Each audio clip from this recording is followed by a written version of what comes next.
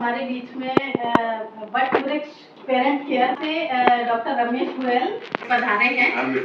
तो मैं सबसे पहले एक फॉर्मल औपचारिक स्वागत बतौर ओआईसी सर से अनुरोध करूंगी कि एक छोटा सा पौधा देकर सबका स्वागत करें।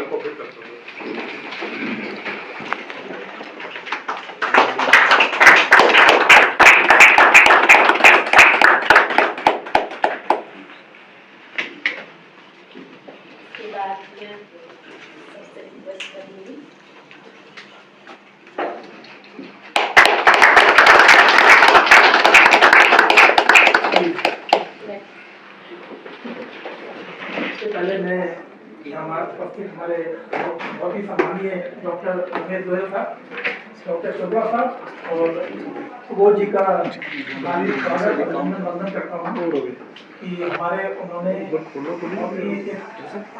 को अल्प समय में स्वीकार कर हम लोगों को अनुभव किया और अपना कीमती समय के लिए दिया है।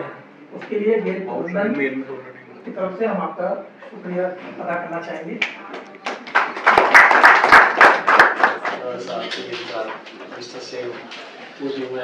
और सभी पदाधिकारी जो यहाँ उपस्थित है, मैं नाम से नहीं जानता, पर सबका आपका स्वागत है, धन्यवाद करता हूँ कि आपने मुझे मौका दिया कि आप लोगों के बीच में आ रहा हूँ। मैं बहुत साल पहले जब आपकी फेसबुक में बहुत ज़्यादातर लोगों में जब मेरे भी बाल सफ़ेद होने लगे तो मैंने देखा कि मेरे 5 भाई बहन हैं, बच्चे अमेरिका में सबके थे। तो मैंने देखा कि इंडिया में हमारी केयर कौन करेगा, क्योंकि ग्रेइंग पॉपुलेशन जो है इंडिया में इंक्रीजिंग डे बाई डे। तो मैंने इसमें काफ़ी R&D करी।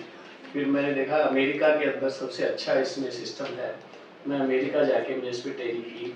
वहाँ पे सीनियर केयर या एल्डरली केयर स्पेशली बोला जाता है। वहाँ मैंने मल्टीपल फैसिलिटीज़ देखी। मैं ट्रेनिंग करके वापस इंडिया आया तो मैंने अपना एक पायलट प्रोजेक्ट ये वट वृक्ष पेरेंट केयर के नाम से शुरू किया। इट्स एल्डरली केयर या ओल्ड एज होम से हमने इसको डिफरेंस ये रखा, we are parent care not elderly care, क्योंकि we are caring those parents जिनके बच्चे उनकी केयर करना चाहते हैं लेकिन किसी भी कारण से कर नहीं पाते, चाहे वो आउट ऑफ इंडिया है या उनके पास वक्त नहीं है या उनके पास प्रोफेशनल एक्यूमेंट और या क्वालिटी केयर करने के लिए उनके पास नॉलेज नहीं है, तो हम उनकी केयर करते हैं। और अब क्वेश्चन आता है कि हम आज केयर की बात क्यों, पेरेंट केयर की बात क्यों करते हैं। आज तक तो हम बात करते थे कि बच्चों की पेरेंटिंग की बात करते थे, अब हम ओल्ड एज पेरेंटिंग की बात क्यों कर रहे हैं। बेसिकली क्या हुआ कि हमारे लाइफ एक्सपेक्टेंसी जो 1947 में 37 ईयर थी, अभी बढ़ के हमारी 78 ईयर और उससे भी ज़्यादा हो गई है। तो हमारी जो पॉपुलेशन थी बच्चों की बिलो 15 और अबव 16 अगले 5-4 सालों में बराबर हो जाएगी दोनों की। तो हमारी जो एल्डरली एज के लोग हैं वो बहुत ज़्यादा तेज़ी से बढ़ रहे हैं और एल्डरली एज के साथ में उनके इश्यूज भी आ रहे हैं, जिसके लिए हमें अभी उनको एड्रेस करना है, क्योंकि हम अपने पेरेंट्स की एक्सटेंशन है, उनकी देन है, हमें उन्होंने सब कुछ दिया है। तो अब हमारा टाइम है कि हम उनको रीपे करें, अब उसको बेस्ट पॉसिबल वे में हम उसको रीपे करें, जिसके लिए हमने एक प्रयास शुरू किया है और आप सब इसमें शामिल होने के लिए आपको आमंत्रित करता हूँ। तो अब हम आज बात करेंगे specially 11 powerful tips to care for parents at home. हमारे घर में ज़्यादातर के सबके पेरेंट्स साथ में हैं, लेकिन हमें बहुत सारी चीज़ें पता नहीं होती, जिसकी वजह से हम उनकी केयर नहीं कर पाते। तो छोटी छोटी कुछ टिप्स हैं जो काफ़ी इम्पोर्टेंट है, पावरफुल है, हमें उनको अगर थोड़ा जानेंगे बेसिक, तो हमारा इसमें उनको लाइफ को बेटर बनाने में सहयोग होगा। अदरवाइज क्या है, हम ऑफिस में आते हैं, पीछे वो घर पे हैं, हमारे हमेशा चिंता रहती है कि उनकी केयर कैसे होगी, क्या होगी, उससे हमारी वर्क परफॉर्मेंस भी यहाँ पे कम होती है, क्योंकि पीछे से हमें चिंता लगी रहती है। इसलिए आज हम पेरेंट केयर की बात कर रहे हैं। टिप्स क्या होती है? हाँ, what is tips? Can anyone tips what is tips? मुझे ट्रिगर पॉइंट जो करते हैं या ये भैया कोई रेस्टोरेंट आप टिप देते हैं ना? वो टिप नहीं है, ये वही है, वही है। नहीं वही है। Basically PIP to improve performance. तो उनको करना। Okay. तो बेसिकली हमें कहीं जाना है तो हम टिप देते हैं, तो उनकी परफॉर्मेंस को इम्प्रूव करने के लिए हम तो टिप देनी चाहिए ऑर्डर के साथ, ना कि खाना खाने के बाद। तो उसकी खाने के बाद आपको ऑर्डर है तो खाना अच्छा मिलेगा, गारंटी है। मूवी डायलॉग भी है। तो इसलिए ये हम यूज कर रहे हैं हमारा टीआई मूवी का डायलॉग भी है। क्या डालेगा? मतलब डायलॉग ये जो आप बोल रहे हैं ना कि जो टिप देते हैं खाने के बाद ना लेके शुरू देते हैं, मतलब खाने के बाद जो है तो आपने उसको खाना क्या दिया उसको दिया, अगर आप शुरू दे दिया तो गारंटी खाना अच्छा आएगा मतलब। बेसिकली हमें परफॉर्मेंस को हमारे लिए इम्प्रूव करनी है, तो हमें यहाँ भी परफॉर्मेंस अपने पेरेंट्स के लिए और अपने लिए उनके लिए इम्प्रूव होगी तो हमारे लिए अपने आप हो जाएगी इम्प्रूव, ये चीजें हैं। तो फर्स्ट हम इसमें सबसे इम्पोर्टेंट फर्स्ट हमारी पावरफुल टिप में है care of dementia eight home. हमारे एज बढ़ने के साथ साथ डिमेंशिया की रेट बहुत ज़्यादा बढ़ गई है। डिमेंशिया में 2-3 चीज़ें इंपॉर्टेंट है। एक casual forgetfulness is not dementia. मैंने चाबी रखी थी कहीं भूल गया, अरे मैंने फ़ोन निकाला था अभी, अरे किसका बात करनी थी भूल गया, कॉमन चीज़ें हैं ये, this is not dementia. Dementia जब हम कहते हैं किसी पर्सन में, जब उसकी मेमोरी अफेक्ट हो जाए सीवियर लेवल पे, उसकी थिंकिंग पावर अफेक्ट हो जाए और उसके बिहेवियर पैटर्न टोटल चेंज हो जाए, जो सोशल नॉर्म्स से डिफरेंट हो जाए, या वो नॉर्मल डे टू डे काम नहीं कर पाए अपने, जैसे उसने खाना खाना है उसको नहीं पता मैंने खाना कैसे खाना है तो भूल गया, जैसे उसने अपने रिलेटिव्स को याद रखना है भूल गया, रिलेटिव्स ये मेरा बेटा है, फादर है या बहन है, भाई है, वो उसको दिमाग में इरेटिक आती है दिमाग में, पर वो भूल गया। जो अब इम्पोर्टेंट काम, जो लाइफ के इम्पोर्टेंट काम होते हैं, जैसे हमने पजामा पहनना है वो सिर में पहनने लग जाता है, नहाना कैसे उसको नहीं भूल गया, that's comes under dementia. Normal forgetfulness is not dementia. अब कॉजेज ऑफ डिमेंशिया बहुत तरह के होते हैं। डिमेंशिया इटसेल्फ कोई बीमारी नहीं है, ये कई बीमारियों का एक प्रतिबिंब है, जिसमें कई बीमारियां जो होती है डिमेंशिया को कॉज करती है। डिमेंशिया हमें एक दिखता है भी ये भूल गया, ये सब फीचर उसमें आते हैं। इसके अंदर कारण होते हैं, कुछ ट्रीटेबल कारण होते हैं, कुछ नॉन ट्रीटेबल कारण होते हैं। हाँ, तो इसमें हमें जैसे ही इस टाइप के कुछ फीचर्स मिलते हैं तो हमें इसके लिए अर्ली डायग्नोसिस करना चाहिए, ताकि हम ट्रीटेबल कारण को ट्रीट कर सकें और डिमेंशिया की प्रोग्रेस को हम रोक सकें और डिमेंशिया इटसेल्फ को रोक सकें। जैसे इन्फेक्शन की वजह से ब्रेन इन्फेक्शन में होता है, उसको हम रोक सकते हैं, ठीक कर सकते हैं। ब्रेन में हिमोरेज होता है, शॉर्ट टर्म अगर हम हॉस्पिटल पहुंच जाते हैं ब्रेन हिमोरेज में, तो हमारी रिकवरी फास्ट हो जाती है, डिमेंशिया प्रोग्रेशन नहीं होता हमारा। तो इस तरह के ट्रीटेबल कॉजेज को हम रोक सकते हैं। तीसरा हमारे पास रहता है कि अर्ली डायग्नोसिस के लिए हमें न्यूरोलॉजिस्ट से संपर्क करना चाहिए, और दूसरा कॉग्निटिव फंक्शंस टेस्ट होते हैं जो एमआरआई सीटी स्कैन में नहीं आते, लेकिन साइकोलॉजिस्ट जी जैसे हमारे हैं ये करते हैं, तो उससे हम अर्ली डायग्नोसिस करते हैं। अर्ली डायग्नोसिस का हमें फ़ायदा ये है कि हम अकॉर्डिंगली हमें डायग्नोसिस होने के बाद में हम कुछ मेजर्स ले सकते हैं, जिसकी वजह से हम प्रोग्रेशन को स्लो कर सकते हैं और ट्रीटेबल कॉज को ट्रीट कर सकते हैं। फिर हम घर पे हम जो कर सकते हैं, पेरेंट्स को मेंटली एक्टिव हम जितना रखेंगे, जैसे आप उनको म्यूजिक में रखें, उनसे बातें करें, या वो किसी को पढ़ाते हो, छोटे बच्चों को पढ़ाते हो, उन छोटे बच्चों के साथ खेलते हो। स्पेशली हमने देखा, हमने चौपाल पुराने घरों में सभी ने देखी होगी कि लोग ताश पीटते थे और गप्पे मारते थे, खूब खेलते थे। तो बचपन में मैं भी आप ही की तरह सोचता था इनके पास कोई काम नहीं है, ये कर रहे हैं, पर अब मैं सोचता हूँ अब ये देखने के बाद कि वो एक अच्छा दिमाग को एक्टिव रखने का उनका साधन था। तो डिमेंशिया पहले बहुत कम होता था, हमने डिमेंशिया अपने बचपन में किसी को बहुत कम देखा है, लेकिन आज उसकी रेट 9% हो गई है, अबव 65, जो कि सिग्निफिकेंट इंक्रीज है। तो ये डिमेंशिया के फीचर्स थे। यहाँ एक बीच में बताऊँ, अगर आपको कोई भी क्वेरी हो किसी भी तरह की, आपको लगे कुछ पूछना है तो तुरंत पूछ लीजिएगा, क्योंकि ये तो लेक्चर में फिर वो आपके मन की बात भूल जाते हैं। मैं जिज्ञासा कोई भी हो, कुछ भी आपको लगे किसी चीज से संबंधित कुछ पूछना हो तो आप जरूर पूछिए। साइट्स पे भी कोई भी अगर आपकी क्वेरी आ रही है इन बिटवीन तो आप लोग रेज कर सकते हैं। Sir, how to slow down the progress of dementia? Very good question. इसमें हमें डिमेंशिया में हमें सबसे ज्यादा ब्रेन की एक्टिविटी को एक्टिव रखना है। चाहे हम पजल्स खेलें, जो हम स्कूलों आता है आज में, वो है, मेरे फादर 87 के हैं, वो रोज वो जो पजल्स आती है वो करते थे, मैं उनको सालों से देखता हूँ। ही इज मतलब संस्कृत के अच्छे ज्ञाता है, सब करते हैं, लेकिन आज मैं समझता हूँ कि वो ये कर रहे हैं शायद इसीलिए एक्टिव है। तो ये एक है। दूसरा, उनको लैंग्वेज, हम नई लैंग्वेज सिखा सकते हैं, जैसे कंप्यूटर सीखना भी इटसेल्फ एक ब्रेन की एक्टिविटी है। और तीसरा है कि उनको सोसाइटी में एक्टिव रखें हम, जिससे वो बातें करें, इंटेलेक्चुअल बातें करें, कुछ लोगों से मिले। ब्रेन की एक्टिविटी जितनी आप रखेंगे उतना स्लो होगा प्रोग्रेस। बाकी इन्वायरमेंट की और चीज़ें भी होती है, जिसमें उनको हम जो उनके पसंद की चीज़ें होती है उनको कराएं। उनको जैसे अब ये हैं हमारे शर्मा जी आते हैं हमारे, इनके बेटे MCS डॉक्टर हैं, काफ़ी सीनियर डॉक्टर हैं। ये बैंक में मैनेजर थे और इंडियन ओवरसीज में सीनियर मैनेजर थे। ये सब कुछ भूल गए। हमारे पास आने से पहले रोते ही रहते थे घर में, 24 घंटे में से 22 घंटे घूमते रहते थे और सिर्फ रोना करते थे, कुछ नहीं करते थे, और बाकी घर पे प्रॉब्लम्स करते थे। हमारे पास आने, अब ये डांस कर रहे हैं, इनको पुराने गाने याद आ रहे हैं अपने, ये गढ़वाली हैं, गढ़वाली गाने गाते हैं, डांस करते हैं। तो इनकी ब्रेन की एक्टिविटी को हमने रीजनरेट किया है। हम उसको ठीक तो नहीं करते, लेकिन प्रोग्रेस स्लो कर सकते हैं और लाइफ को बेटर बना सकते हैं। ये हम घर पे अकेले नहीं कर पाते, क्योंकि इनको 24 आवर केयर चाहिए। 24 आवर केयर का मतलब एक आदमी नहीं दे सकता, और 2 आदमी कम से कम 24 आवर केयर कर सकते हैं, क्योंकि हम 12 घंटे से ज़्यादा काम नहीं कर सकते प्रैक्टिकली, और वो फुल टाइम।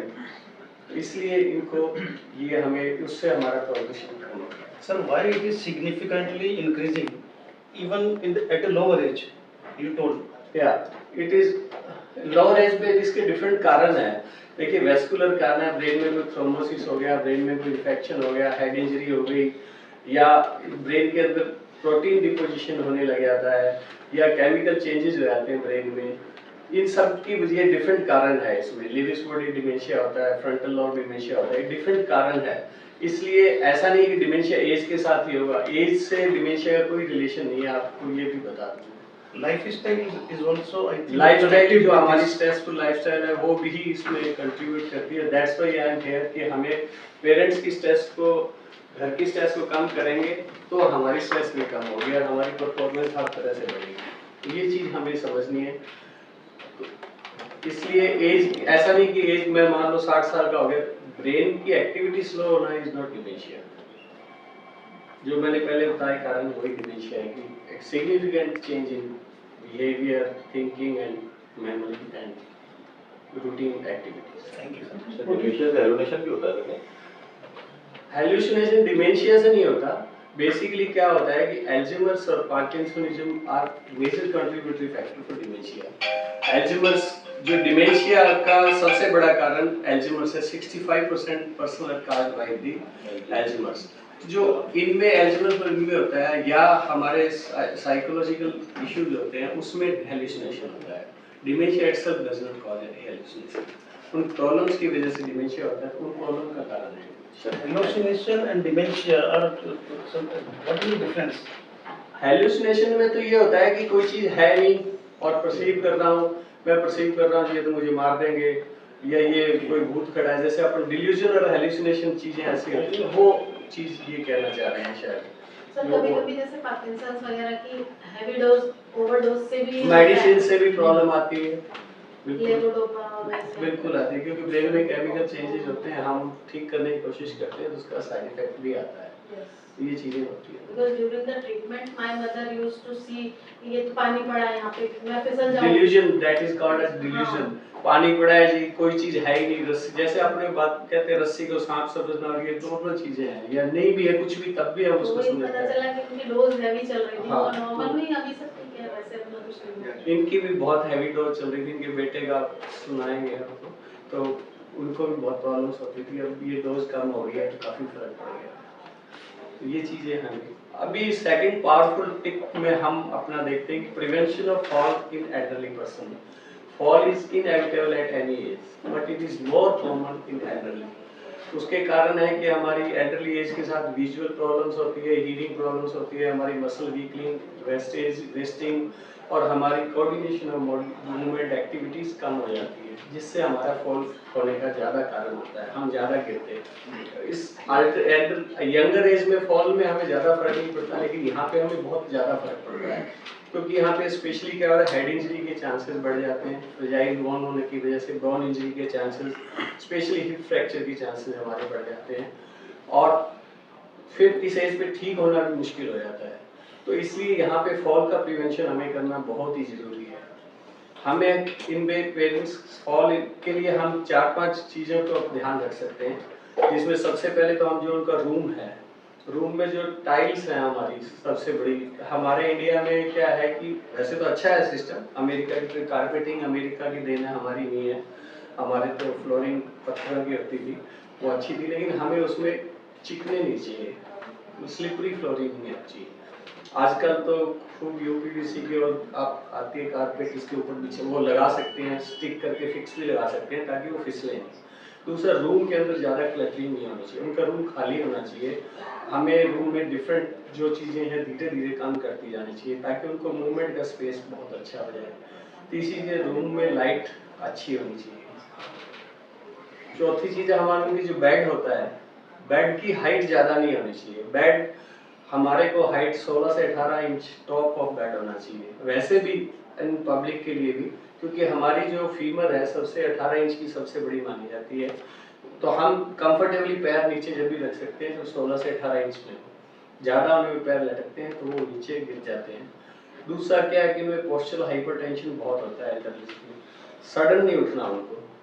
ये हमें, जैसे मान लो उनको हरी होती है, स्पेशली रात को ओल्ड एज एल्डरली में मेल फीमेल दोनों में, फीमेल में यूटीआई की वजह से और एडल्ट में मेल में प्रोस्टेट की वजह से उनको यूरिन की हरी बहुत होती है और उठना भी पड़ता है उनको। तो वो अगर हम उस चीज़ को ध्यान रखेंगे, आराम से उठें, तो एक तो पोस्चरल हाइपरटेंशन नहीं होगा जिससे गिरते नहीं, पोस्चर की वजह से ब्लड प्रेशर थोड़ा लो हो जाता है तो गिर जाते हैं। दूसरा, उनको बीच में कोई सामान होता है और होता है तो वो गिरेंगे नहीं। फिर ज़्यादा से ज़्यादा क्या होगा, यूरिन थोड़ा सा लीक कर जाएगा, कपड़ा तो हम धो लेंगे, गिर गए तो उसके हजार सामान बहुत ज़्यादा है। तो ये चीज़ें हमने उनको समझानी है और हमने उस चीज़ पे ये नहीं कि जी ये कैसे हो गया, बेड पे यूरिन कैसे हो गया, ये नॉर्मल है, हमें इस चीज़ को समझना है। एज के साथ हम भी उसी एज में जा रहे हैं, वो भी उसी एज में है। उसके अलावा बाथरूम के स्पेसिफिकेशंस हमारे चाहिए।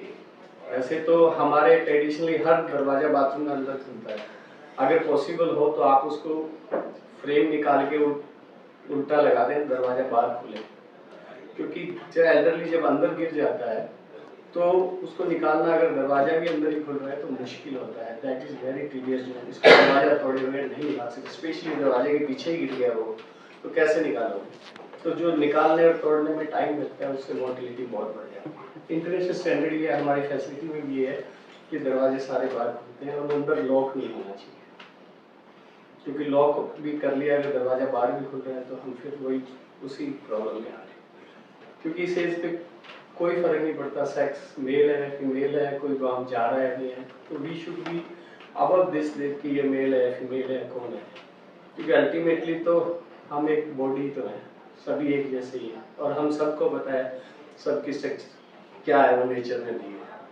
तो इस चीज़ को हम अपना थोड़ा सा दिमाग में रखें कि ये चीज़ें होनी है इस एज में। बाथरूम के अंदर स्लिपरी टाइल्स नहीं, फुली एग्जॉस्ट वेंटिलेटेड अगर रोशनी आती हो तो ज़्यादा ही अच्छा है, बाहर की सनलाइट आती हो तो उससे क्या है कि ह्यूमिडिटी नहीं होती और एग्जॉस्ट उसमें और लाइट अच्छी होगी और उसकी कॉर्नर्स वहाँ शार्प नहीं हो, तो उनको फॉल प्रिवेंशन में हमने ये चीज़ें करनी है।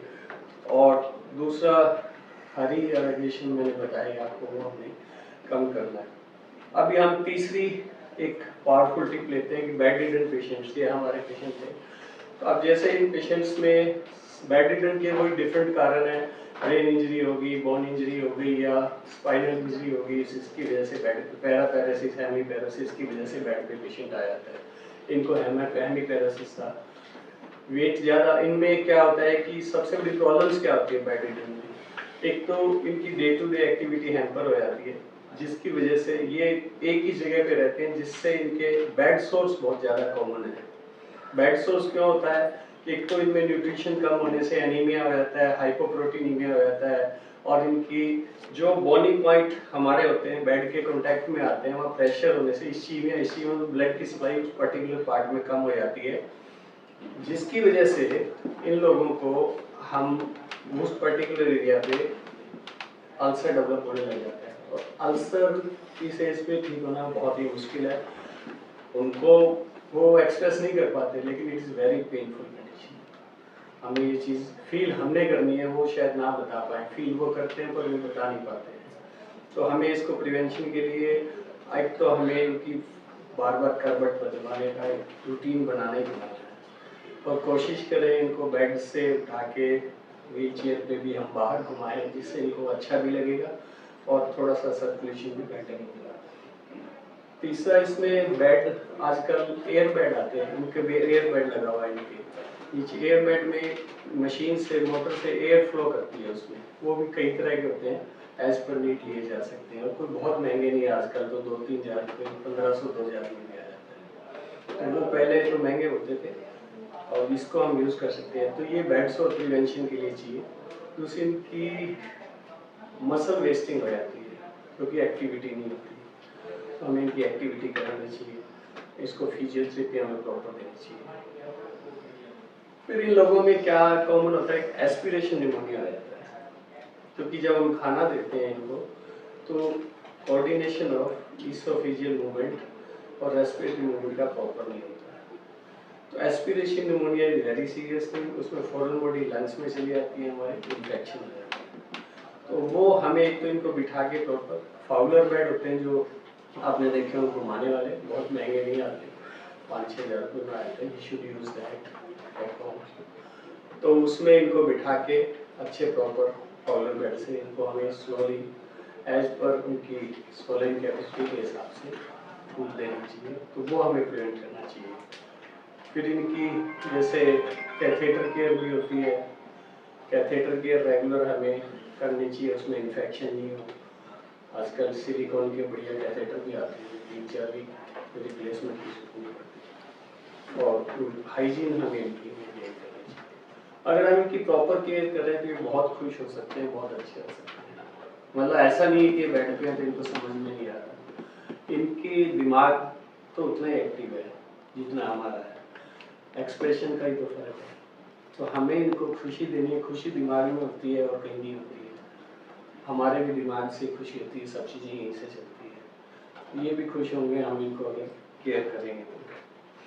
फिर हमें 4th tip, we are talking of management of emergency. Emergencies घर में हमारे बहुत आती है, घर सबसे ज़्यादा एमरजेंसी होती है सड़क पे, सड़क से ज़्यादा एमरजेंसी घर में होती है।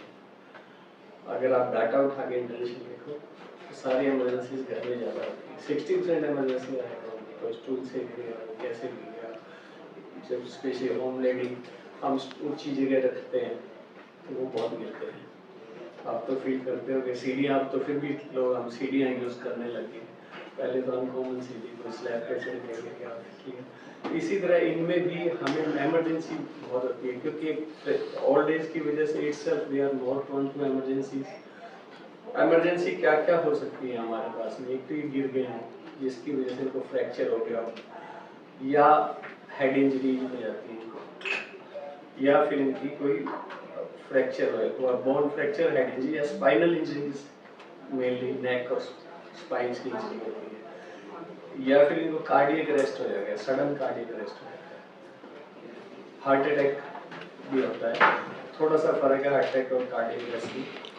हार्ट अटैक में तो ब्लड की सप्लाई कम हो गया है, की वजह से उसकी वजह से हार्ट में फंक्शनिंग हो गई। कार्डियक अरेस्ट में मतलब हार्ट स्ट्रोक हो गया। आपने नीचे डिफिब्रिलेटर लगा रखा है, मैंने देखा, उसकी ट्रेनिंग करते हो आप? नहीं, वो बहुत इंपॉर्टेंट इंस्ट्रूमेंट है, वो बॉक्स में हमने डाल के रखा, that is very important, life saving, बहुत इंपॉर्टेंट, उसकी ट्रेनिंग भी करते हैं। हमने ऑलरेडी हमारा फर्स्ट ट्रेनिंग तो होती है सर, फर्स्ट एड की तो ट्रेनिंग फायर एंड सेफ्टी देते रहते हैं। हाँ, उसमें तो है।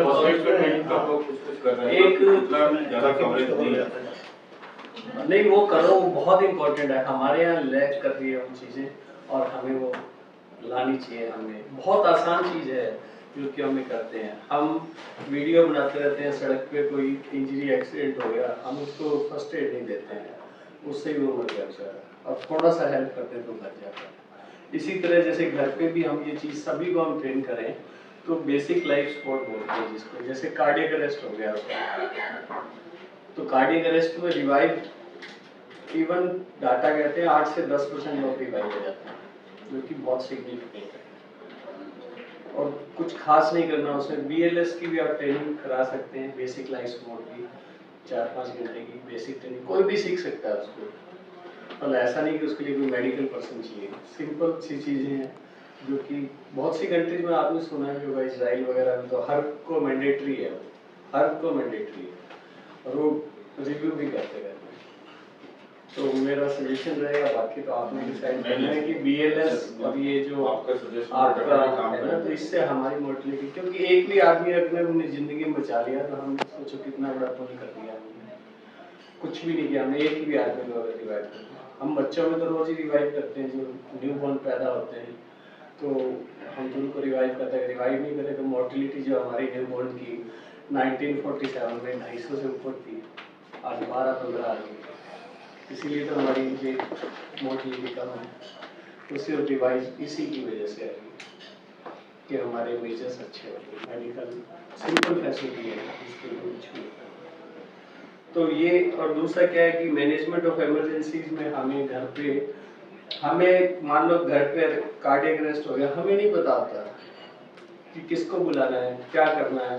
किसी का ना फोन नंबर है हमारे पास, ना एम्बुलेंस का नंबर है, ना हॉस्पिटल का नंबर है, तो हम क्या करेंगे। घर में जो मेंबर है उसको पता ही नहीं मैंने करना क्या है, वो पैनिक में जहाँ उसको समझ में आता है उसको फोन कर दिया, उसको फोन कर दिया।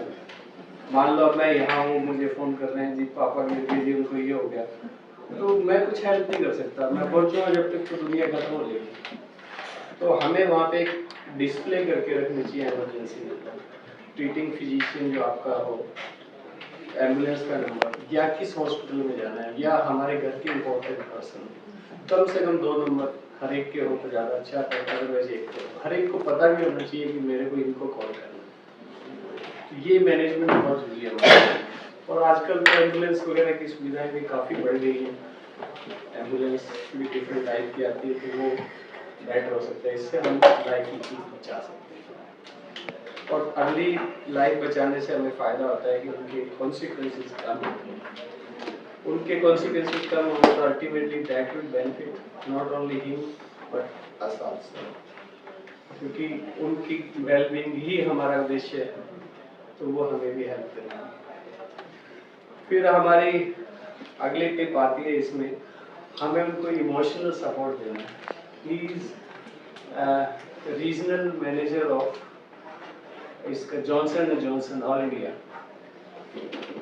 रोज सुबह तैयार हो जाते हैं, मेरे को ऑफिस जाना है, ही इज 87, आप देखिए रोज तैयार हो जाते हैं, मुझे ऑफिस जाना है। हमारे मेरे को भी ऐसा बहुत लोग हैं तो रोज वेट करते हैं,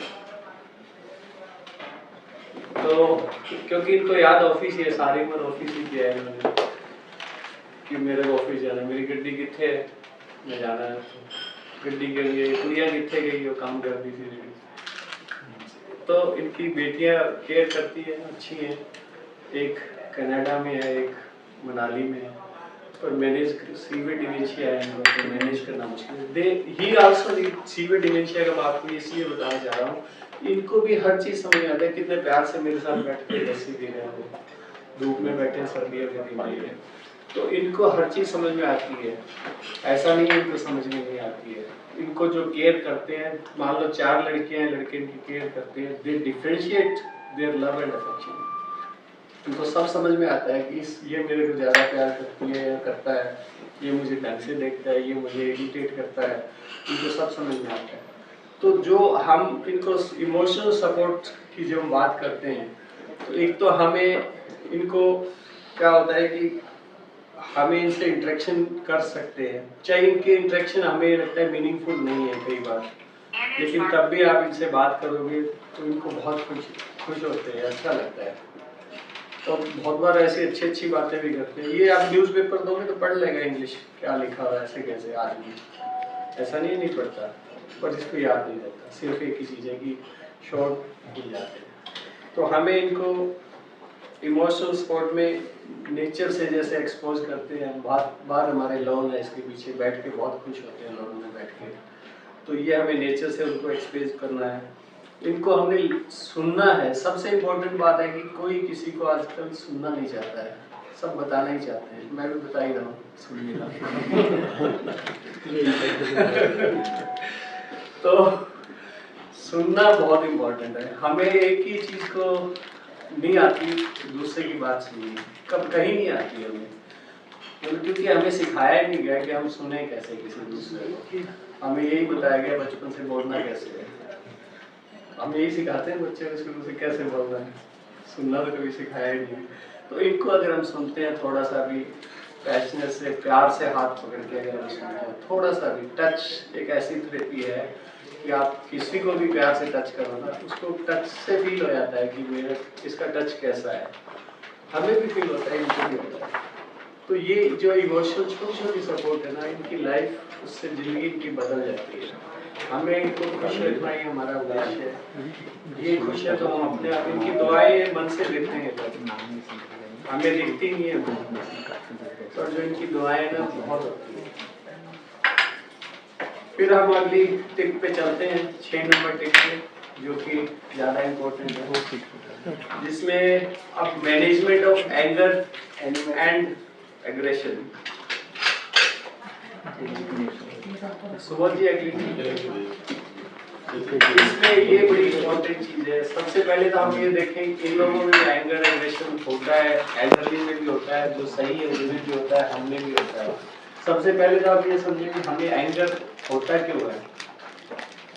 एंगर के पीछे बेसिक रीजन ये है कि जब हमारी बात नहीं मानी जाती और हमारी एक्सपेक्टेशंस होती हैं वो फुलफिल नहीं होती, देन वी गेट एंग्री। अगर मान लो मैं आज यहाँ आया हूँ, मैं आपको नहीं जानता, आपसे मेरी कोई एक्सपेक्टेशंस नहीं है आप मेरे लिए करेंगे, आप कुछ भी कर रहे हैं that is bonus for me, क्योंकि मेरी एक्सपेक्टेशंस नहीं है, ठीक है, कि कुछ स्पेशल होगा, तो उसमें एंगर नहीं आता है। एंगर जब भी आएगा मुझे इसलिए आप ये करोगे, आपने किया नहीं। ये चीज मतलब बहुत बेसिक है और यही चीज है। हम अपनों पे एंगर ज्यादा करते हैं, आपने कभी नोटिस किया, दूसरों पे भी बहुत गलत करते हैं। सबसे ज्यादा गुस्सा मियां बीवी आपस में ही करते हैं, बच्चों से, क्योंकि हमारी उनसे एक्सपेक्टेशंस जुड़ी हुई है और वो फुलफिल नहीं होती तो हम एंगर करते हैं। तो इनके साथ भी यही होता है कि जो आदमी 65-70 साल का हो गया उसको एंगर ज्यादा क्यों आता है, हम देखते हैं उनको एंगर ज्यादा आता है, बूढ़ा हो गया, सारा दिन गुस्सा करता है। ऐसा नहीं है। जब हम 30 से 60 साल तक के लोग होते हैं, जैसे हम एज ग्रुप में सभी रहती हैं, तो हमारी बात मोर और लेस ज़्यादातर मानी जाती है हमारे लेवल के हिसाब से, तो हमारे को गुस्सा कम आता है। लेकिन जैसे जैसे हमारे एज बढ़ती है, अवस्था बढ़ती है, तो हमें लगता है कि हमारा एंगर, हमारी बातें माननी कम हो जाती है, लेकिन हमारे दिमाग में तो वही है, मेरी बात मान कर नहीं रहा है। तो वो चीज़ क्या होता है, धीरे धीरे ट्रिगर होती जाती है, इकट्ठी, जैसे प्रेशर कुकर में स्टीम इकट्ठी होती है, इकट्ठी होती जाती है। तो उनको हर चीज़ में छोटी छोटी चीज़ें उनकी इरिटेट करती है कि मैंने कहा था ये मेरी चीज़ यहाँ मत रखो, क्योंकि कॉमन चीज़ है एयरवेज पे, क्योंकि उनको अपनी ज़िंदगी का पैटर्न फिक्स है। उन्होंने 60 साल ज़िंदगी जी है, तो वो 70 साल वो अपने हिसाब से जिए और वो कमांडिंग पोजीशन में रहे थे। आज वो पोजीशन उनकी बदल गई है, तो हमें उनको वो रिस्पेक्ट प्यार दें जिससे कि वो एंगर ना करें। वो बार बार इसी चीज़ पे इरिटेट होते हैं, कुछ छोटी सी चीज़ मंगाते हैं क्योंकि वो खुद कर नहीं पाते, वो डिपेंडेंट हम पे आए। तो वो छोटी सी चीज़ भी मंगाई, उसकी नहीं आई, तो हम उनको आके बताए कि आज आपने मंगाई थी, मैं नहीं ला पाया, कल ला दूंगा। किसी बात we should acknowledge their demands and their needs and we should respect also. Acknowledgement यदि हम करते हैं आपस में भी आम जिंदगी में, तो भी हमारी काफ़ी एंगर खत्म हो जाते हैं। मुझसे भी गलती होगी, मैं सर से आके कहूँ बाजवा साहब मुझसे गलती हो गई, खुद ही आके बताता हूँ। हम छुपाते हैं या नहीं बताते, तो ये भी सोचेंगे यार बंदे ने बता दी, चलो अच्छी बात है, गलती हो गई, तो ये भी हमें माफ़ कर देंगे। एक ह्यूमन नेचर है। तो उसी तरह हम इनके साथ हम थोड़ी देर बैठ के इनसे बात कर लें, इनकी बातें सुन लें, इनको जो नीड्स हैं उनको हम एक प्रायोरिटाइज करके कोशिश करें, जो भी फैक्चुअल नीड है और उनको हम पूरी कर पाएँ, तो एंगर काफ़ी कम हो जाता है। एग्रेशन कई बार बीमारी की वजह से भी हो जाता है, इनका कई बार बिहेवियर पैटर्न चेंज भी हो जाता है, कई बार वायलेंट भी हो जाते हैं, तो उसको भी हमें सिंपली मैनेजमेंट करना है। स्पेशली एल्डरली में वी हैव टू डिस्ट्रैक्ट। मान लो उनको कहना मेरे को बाहर जाना है, मेरे को बाहर जाना है, तो आप कहते नहीं आप ये बैठो, नहीं जाना बाहर, बाहर जाने का कोई काम नहीं है, बाहर ये हो रहा है, rather than confronting with them, आप जस्ट उनको को ठीक है आइए आप बाहर चलते हैं, हम कोई बात नहीं, आप बाहर कहाँ चलना है आपको, वो भूल जाते हैं थोड़ी सी देर में। आप उनको ऐसे बालकनी में घुमा के भी ले आएंगे तो ये छोटी सी चीज उनके एग्रेशन को कम कर देती है। अभी हम अगला पॉइंट देखेंगे इसमें, शेड्यूल्ड हेल्थ चेकअप्स जो है। मैं ये सारे पॉइंट जस्ट छोटे छोटे पॉइंट्स को ले रहा हूँ क्योंकि we are not academic session नहीं है जिसमें हम एकेडमिक सीखें। Basically we have to manage small things in small days. Scheduled health checkup, हमें एनुअल हेल्थ चेकअप हो सकता है, क्वार्टरली हो सकता है, डेली भी नीड हो सकती है, एज पर नीड जो होते हैं वो होते हैं, लेकिन फिर भी हमें एक एनुअल हेल्थ चेकअप हमें हमेशा करवाना चाहिए। उसका सबसे बड़ा फायदा होता है आफ्टर 50 तो हमें स्पेशली कराना चाहिए। उसमें हमें फायदा होता है कि कुछ डिजीज ऐसी होती हैं जो एपरेंटली हमें नहीं पता लगती लेकिन वो इसमें आया होता है। सिंपल सी चीज पता नहीं लगती, लोग 60 साल तक मैं ब्लड प्रेशर कभी चेक नहीं कराता जी, मुझे तो कुछ नहीं होता नहीं है, बहुत अच्छी बात है, लेकिन आपको पता कैसे लगेगा जब तक आप उस चीज को चेक ही नहीं कर रहे हो। इसी तरह मेरे को शुगर कभी नहीं होती नहीं है, बहुत अच्छी बात है, हमें चेक करवानी चाहिए। एनुअल चेकअप के अंदर स्पेशली हमें सीबीसी, हीमोग्राम, उसके अंदर liver function test, kidney function test, lipid profile और हमारे आयरन स्टडी जो उसमें आती है, और एक्सरे रूटीन अल्ट्रासाउंड, ये सभी के एनुअली होने चाहिए। वैसे आपके तो होते होंगे मेरे ख्याल से, ऑफिशियली होते होंगे। एम्प्लॉय का हर साल और डिपेंडेंट पेरेंट्स का 2 साल में एक बार। Very good. और दैट इज वेरी गुड। और दूसरा क्या है कि आपको पता भी होगा कि जो अपन हेल्थ पॉलिसीज लेते हैं जो सभी की होती है ऑलमोस्ट, आपके तो खैर उसमें नहीं फिर भी आप तो कवर रहेंगे उसमें सीजीएचएस वगैरह में। नहीं हम लोग की एक स्कीम है सर। अच्छा, मेडिकल स्कीम और एम्प्लॉय तो अदरवाइज भी हम हेल्थ इंश्योरेंस लेते हैं, उसमें भी आप एनुअल चेकअप आपका फ्री होता है। तो हमें इन चीज़ों को यूज़ करना चाहिए ताकि हमारी बीमारी हमें पता लग जाए।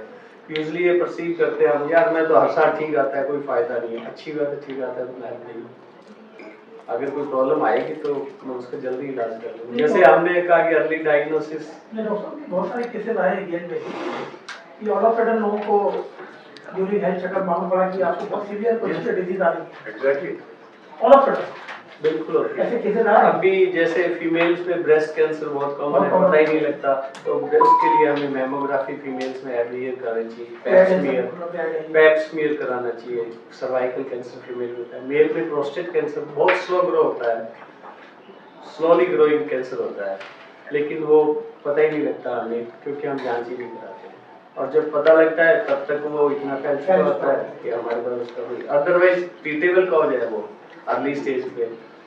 तो इसलिए हमें हेल्थ शेड्यूल्ड हेल्थ चेकअप हमें हमेशा ही करानी चाहिए। इस चीज को नहीं ऐसे नहीं ले कि this is commercial, this is not commercial. अच्छी किसी भी जगह से आप करो, इवन मैं भी खुद कराता हूँ, हम सर भी कराते हैं, हम सब जाते हैं, और हमें कई बार ऐसी चीज होती है जो हमारी बॉडी में होती है, जैसे गॉल ब्लैडर में पॉलिप्स होते हैं जो कोई प्रॉब्लम नहीं करेंगे आपको, सडनली आपको पता लगेगा they can convert into cancer any time. तो आपको ऐसी बहुत सारी चीजें होती हैं जो आपको पहले पता लग जाती है। Next tip, we are going for the medical management at home.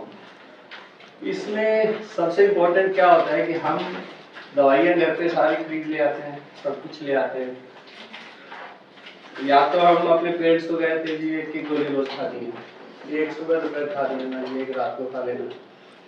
अब सबसे इम्पोर्टेंट बात है कि उसमें गोली खाई या नहीं खाए ये इंश्योर नहीं होता, और हम खुद भी अगर देखें एज ए सेन पर्सन भी भूल जाता है, यार आज सुबह ही पता नहीं यार क्या गोलियाँ खाई कि नहीं, हम भी भूल जाते हैं, उनकी याददाश्त थोड़ी और कम होती है, ज़्यादा चांसेस है।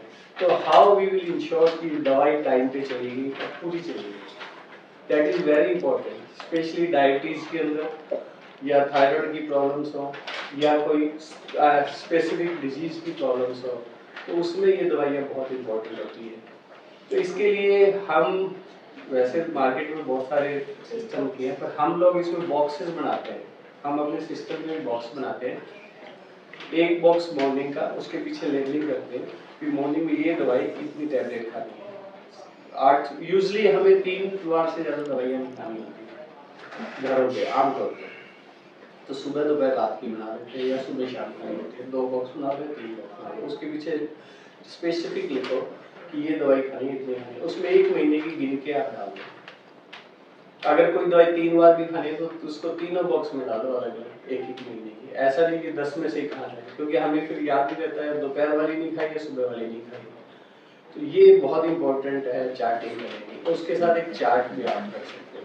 सुबह खाई उसको टिक कर दिया, ये मुझे खाली है, डेट वाइज चार्ट करें। और इससे हमारी भूलने की दर बिल्कुल बहुत मिनिमाइज हो जाती है, क्योंकि हमारी काउंटेड है वो, हर महीने हमने डाली है उसमें। इससे अगर हम 3 तरह में अगर कोई दवाई 3 बार भी खानी है, हम 30-90 की खरीद लिया आपने महीने की, तो कॉस्ट तो उतनी ही करेगी वो, चाहे आप 10-10 करके खरीद लो या 90 खरीद लो, तो कॉस्ट में फ़र्क नहीं पड़ता, सिर्फ मैनेजमेंट का फ़र्क है। ये बहुत इंपॉर्टेंट चीज़ है हमारे लिए, क्योंकि मेडिसिन जहाँ पे चल रही है वो टाइम पे और रेगुलर जानी चाहिए। Now next tip is scheduled outing. हमें पेरेंट्स की आउटिंग को इंश्योर करना चाहिए। आउटिंग कई तरह की कर सकते हैं हम। फैमिली के साथ एनुअल आउटिंग कर सकते हैं कि हमें बाहर खुद फैमिली का, क्योंकि हम न्यूक्लियर फैमिली होते जा रहे हैं, हमारा ना अपने भाइयों से बहनों से इनसे भी संपर्क नहीं होता, बहुत कम हो गया है, सभी का ही कम हो गया है। तो हमें एक फैमिली ट्रिप ऑर्गेनाइज एनुअल करनी चाहिए कि हम मिलके चाहे किसी रिसोर्ट में चले गए, चाहे किसी के घर में चले गए या कहीं भी चले गए, एज पर आपकी परिस्थितियों के हिसाब से हमें बनाएं। उसमें हमें अपने एल्डरली को हमेशा इन्वॉल्व करें।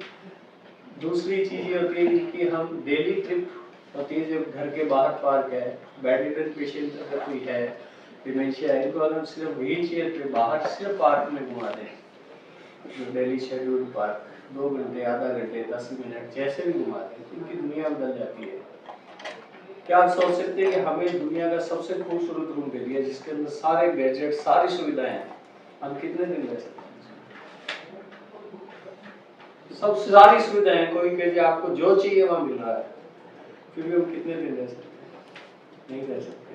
2, 4, 5 दिन में हमें होटल में हम जाते हैं ना 5 स्टार में रुकते हैं, क्यों कहते हैं घर ही जाते हैं, कि घर हमारा 5 स्टार नहीं है, इसलिए कि हमें एक चीज से मोनोटनी से हम जिंदगी नहीं बिता सकते। हम सोचते हैं बेडरूम में कुछ नहीं समझ में आ रहा, ऐसा नहीं है। मैंने खूब देखे ऐसे कि डॉक्टर साहब इनको कुछ नहीं समझ में आता, इनको सब समझ में आता है, एक्सप्रेशन नहीं कर रहे, एक्सप्रेशन की प्रॉब्लम है, बता नहीं पा रहे, सब समझ आ रहा है। आप वीडियो भी होगा, हमारे पास लेडी आई थी, वो अपने कमरे में रहती थी, हमने भी 2 नौकर रख रखे इसके लिए, बंगाली थी वो, तो मतलब उसकी दादा उसका इंग्लिश के पेपर पढ़ा करता था, रेलवे इंडियन पोस्टल विभाग नेशनल लेवल पे, उसका दादा 1917 में। तो आप सोचो वो कितनी लर्नड फैमिली से रही होगी। और आती थी हमारे पास, डॉक्टर साहब 2 नौकर रखे, बिल्कुल 24 घंटे रोती रहती थी, और ये दुख गया वो दुख गया। हमने उसको अपने वहाँ से रखा, हमारे पास वो देख भी ना रही थी, तो वो व्हील चेयर पे आई थी और 1 मिनट नहीं सोती थी रात को, और वो कहती कि मैं तो रोज सोती हूँ और खूब सोती हूँ और पैदल चल के भी। तो ये सिर्फ उनको, क्योंकि वहाँ जो लोग उन्होंने रखे, एक आदमी जो केयर टेकर रखा, केयर टेकर नहीं काम करता, एक आदमी से कितनी देर बात करेगा। आपने एक चीज हमेशा नोट की होगी, हम अपने बच्चों से बात करते हैं या हम अपने पेरेंट्स से बात करते हैं, उनके बोलने से पहले हमें पता होता है कि आदमी ये बोलेगा, मैंने ये बोलना है, मानते हैं नहीं मानते। तो सेम चीज है केयर टेकर के साथ होती है। जब हम मिक्सिंग ऑफ केयर टेकर करते हैं ना, इसमें मल्टीपल केयर टेकर होते हैं, अभी थोड़ी देर में गप मार रहा हूँ, थोड़ी देर आप मार रही, थोड़ी देर, तो केयर टेकर की मोनोटनी नहीं होती ना उसके। तो ये चीजें डिफरेंट करती है, इसीलिए हमें जो ये शेड्यूल्ड आउटिंग में उनकी सोशल आउटिंग करनी चाहिए। पहले मंदिरों में जाते थे, भी भजन हो रहे हैं, लेडीज काम की सारी जाती थी, क्यों जाती थी? मैं मतलब इन चीजों को अब मैं दूसरे परस्पेक्टिव में देख रहा हूँ, जब मुझे नहीं समझ में आती थी, अब उस परस्पेक्टिव में देख रहा हूँ, उससे उनकी आउटिंग होती है, वहाँ गप्पे मार ली, खूब लोगों से मिल लिए, नहीं तो घर में गीत गाते थे, त्योहार होते हैं हमारे, सब मिलके करते थे। हालांकि वो चीज़ें हमारी सोसाइटी में कम हो रही है, पर बहुत अच्छी थी, अगर होती थी। तो हमें ये सारे आउटिंग के तरीके थे। हम पहले हरिद्वार जाना है जी, हमें मतलब वहाँ जाना है पैदल पैदल, जब तो कोई सुविधा ही नहीं थी। मुझे याद है आज से 30 साल पहले मेरे मदर फादर गए थे जब अमरनाथ, उनके पैर इतने इतने सूज गए थे, इतनी चलियाँ निकली थी, क्योंकि उनके पास साधन ही नहीं थे पहनने को, जूते चप्पल सिंपल सी होती थी ना, गर्म कपड़े होते थे, पर वो तब भी जाते थे। तो that is all part of pilgrimage, जो हमारा आउटिंग का पार्ट था, और मुझे खूब करते थे। तो हमें इस आउटिंग को, शेड्यूल को हमें जरूर बनाना चाहिए। अभी हमारे को आगे एक 10th टिप हम देंगे, असाइनमेंट ऑफ रिस्पॉन्सिबिलिटीज। ये बहुत इंपॉर्टेंट है। एक ऑफिस बना रखा है हमने, ऑफिस में सारा भी क्लास ले रहे हैं। तो इसमें हमें क्या है कि एज पर जो हमारे एल्डरली है उनकी कैपेसिटी और कैपेबिलिटी के हिसाब से हमें उनको रिस्पॉन्सिबिलिटी देनी चाहिए। हमें ये नहीं कि जी आप तो बैठोगे आपसे कुछ नहीं होगा, अरे उन्होंने 60-70 साल बहुत किया है, आपको भी जिस पोजीशन पे आप उन्हीं की वजह से हो। हम इस चीज़ को भूल जाते हैं। उन्होंने भी वैसे ही पैदा हुए थे और वैसे ही वो सारी ज़िंदगी जिए जो हमने जी है। हम भूल जाते हैं कि उन्होंने भी ऐसे ही, वो जवान भी हुए होंगे, ऐसे ही उन्होंने शादियाँ की होंगी, सब भूल जाते हैं। हमें लगता है तो ऐसे ही थे, ऐसा नहीं था। उन्होंने वो सारी फेजेस किए जो आज हम करते हैं। तो ये चीज़ें हमें कभी नहीं भूलनी चाहिए। तो उनको रिस्पॉन्सिबिलिटी छोटी छोटी भी दे, मान लो हम उनको दिया, जैसे यूजली देते भी हैं हम, सब्जी ले आए, दूध ले आए, पापा ये कर दिया, वो कर दिया, मम्मी ने घर का किचन देख लिया। दूसरी चीज़ हमें एक छोटी चीज़ उसमें ये करनी है, हम उसमें ज़्यादा परफेक्टनेस ना देखें। हम ये नहीं देखें, गलतियाँ होती है, हर एक से होती है, इनसे भी होगी। और फिर क्या है कि हर काम करने का हर एक का सिस्टम भी अलग अलग होता है। हम ये नहीं कह अरे यार ये क्या ले आया, मैंने तुझे बोली थी चीज़ ये ले आया। We have to accept kind of things. Responsibility देने के साथ में हमें अपनी एक्सेप्टेंस को भी बढ़ाना है। मतलब आप ये मान के चलो वो हमसे कम समझदार नहीं, हमसे ज़्यादा ही रहेगा, एक्सपीरियंस उनके ज़िंदगी के ज़्यादा है। तो रिस्पॉन्सिबिलिटी में बच्चों को थोड़ा बहुत, कुछ मैथ्स में होते हैं, जैसे कुछ साइंस में होता है, कुछ कंप्यूटर तो पुराने नहीं थे, पर अलग अलग हर एक की क्वालिटी है तो हम वो दे सकते हैं और देते भी हम फैमिली में। और वो हमें उससे इनकी एक्टिविटी एंगेजमेंट बढ़ता है, इनको लगता है कि we are important part of family, हमें भी रिस्पॉन्सिबिलिटी होती है, उसके साथ हमारी एक्सपेक्टेशन बदलने की। तो that is very important part. So the next and final tip we are going, this is relaxation of body, mind, soul through yoga, meditation and music. Yoga meditation हमारे एंशिएंट सिस्टम रहे हैं जो कि हेल्दी रखने के सिस्टम थे, treatment के system नहीं थे। We are more focused always on the how we can live healthy and cheerful in life, क्योंकि हमारा सिस्टम था जिसको भूल गए थे वापस। तो ये हम इनको दें, इनको बहुत अच्छा लगता है, उससे हमारा माइंड रिलैक्स होता है। यदि हम अपनी सांसों में फोकस 5 मिनट भी करें ना, हम अपनी सांसें अपने आप चलती है, तो हमारे जो विचार स्लो डाउन करें हम, तो हमें उससे शांति मिलती है। हम कहते हैं कि मोक्ष प्राप्त हुआ या इसको ये बिल्कुल आध्यात्म में चला गया है, वो क्या है कि हमारे थॉट प्रोसेस को हमने स्लो डाउन किया। तो वो सारी चीज़ें करें, इनको भी थोड़ा सा कराएं, इनकी एक्टिविटी करें। ये आज जो फिजियोथेरेपी और सब है वो इन्हीं से मॉडिफाइड चीज़ें हैं, तो हम ये कर सकते हैं। Music is very good instrument for helping persons, और दिमाग को एक्टिव रखने के लिए जो भजन कीर्तन समझ लो या गाने समझ लो, पुराने गाने, ये सब चीज़ें। तो that is very important part of our life. So we should have these basic 11 tips we have now enumerated. So the final 11 tips.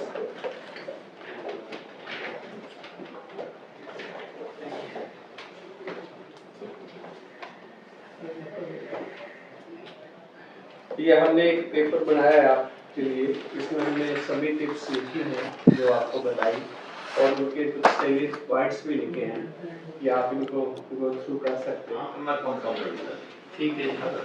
उसको दोबारा एक्टिव करने के लिए मतलब कुछ ऐसी कुछ एक्सरसाइज है या क्या चीज़ बता रहे हैं इसको ब्रेन दोबारा एक्टिव?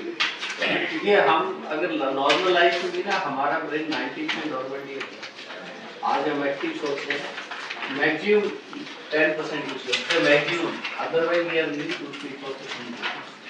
तो हम उसको एक्टिवेट करने के लिए हमें यही है कि हमें नई चीज़ें सीखनी चाहिए, लैंग्वेज सीखनी चाहिए, हमें नए काम करते रहने चाहिए, सोचने की थिंकिंग को ख़त्म नहीं करना चाहिए। सोचते रहेंगे तो चीज़ें आती रहेगी। कोई चीज़ हम यूज़ करते रहते हैं ना, जैसे मसल्स यूज़ करते हैं, हम पावरफुल मसल्स से बन जाते हैं। उसी तरह ब्रेन को अगर यूज़ करते रहेंगे, अगर यूज़ नहीं करेंगे, AI को यूज़ करते रहेंगे। अब जैसे आ रहा है तो मैं आए मरीज की सारे AI यूज़ करेंगे। अब जो आपको याद है कि हम रास्ते पहले पूछते थे, हमें सारे याद होते थे दिल्ली के रास्ते, जो दिल्ली में जिसने गाड़ियाँ चलाई सब याद होते थे। आज हमें याद थे वो भी भूल गए, जो याद थे वो भी सारे रास्ते भूल गए। क्यों? कि हमने यहाँ काम लेना ही बंद कर दिया। तो हम उसको एक्टिव रखेंगे जितना ज़्यादा हमारी एक्टिविटी उतनी रहेगी, किसी भी चीज़ के लिए उतनी यादाश्त करती रहेगी। फ़ोन नंबर वाले हमें टिप्स तो होते थे पूरे मोहल्ले के, अभी हमें अपनी बीवी के अलावा किसी का नहीं पता, वो याद रखना जरूरी है। मान लीजिए कोई नर्व डैमेज हो गया हाँ जी, तो फिर न्यू नर्व्स जनरेट होते हैं या नर्व का रीजनरेशन नहीं होता। एक सबसे बड़ी ट्रेजेडी है, नर्व ग्राफ्टिंग आजकल होती है, उसमें ये कि कोई पोर्शन ग्राफ्ट हो गया तो उसकी पे चल रहा है, उस पर कुछ सक्सेसफुल भी काम हुए हैं, लेकिन ब्रेन में अभी रीजनरेशन नहीं हो रहा था।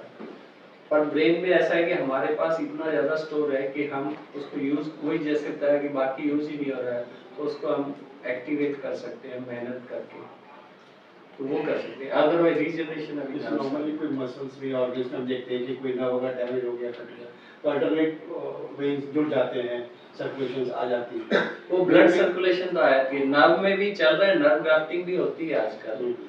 दूसरी जैसे हम ब्लड सप्लाई ग्राफ्ट करते हैं उसी तरह वो भी होता है, पर उसकी सक्सेस रेट अभी बहुत ज़्यादा नहीं है। अभी जैसे कहते हैं दूसरे का हाथ लगा दिया, तो नर्व ग्राफ्टिंग भी उसमें करेंगे तभी तो वो काम करेगा, नर्व भी जोड़ते हैं उसमें।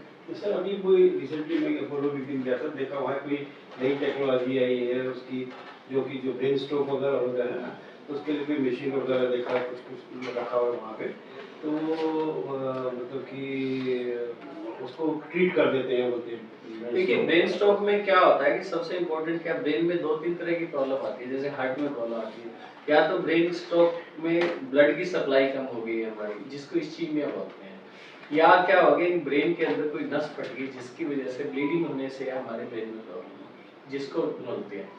तो जैसे हार्ट के अंदर ब्लड सप्लाई कम होती है तो हम उसकी नली खोलते हैं, उसमें स्टेंट लगाते हैं, इसे ब्रेन में भी स्टेंट लगाते हैं, इस्कीमिया होता है। और दूसरा क्या है कि जहाँ ब्लड सप्लाई होती है ब्लड एब्जॉर्बेंट मेडिसिन देते हैं, धीरे धीरे एब्जॉर्ब होता है, रिकवरी होती है, और जहाँ से लीक हो रहा है उसको आप प्रिवेंट करते हैं। तो वही सिस्टम इसमें होता है, वही मशीनों से ही करते हैं, क्योंकि ओपन सर्जरी तो हर जगह कर सकते नहीं, अंदर की तरफ जो नसें फटी है वो मशीन से ही जाती है। तो उसको बाईपास या अल्टरनेट्स क्रिएट कर देते हैं, वो बाईपास या नीड के हिसाब से अगर उसकी ब्लीडिंग है तो उसको रोकते हैं। बट ये पक्का है कि नर्व डैमेज हो गया तो फिर वो रिकवर नर्व डैमेज रिकवर नहीं होती है। आप नाम बताइए सर। आशीष बोल रहे थे हरिद्वार से सर। अच्छा ओके आप बताइए सर ये चर्चा हो रही थी ना कार्डियक अरेस्ट और इसके बारे में, हार्ट अटैक के बारे में, तो इसका थोड़ा अंतर बताइए। और तो सर AED हमको कब यूज करना है, इस बारे में थोड़ा सा विस्तार में जानकारी दें। AED कब यूज करना है आपको?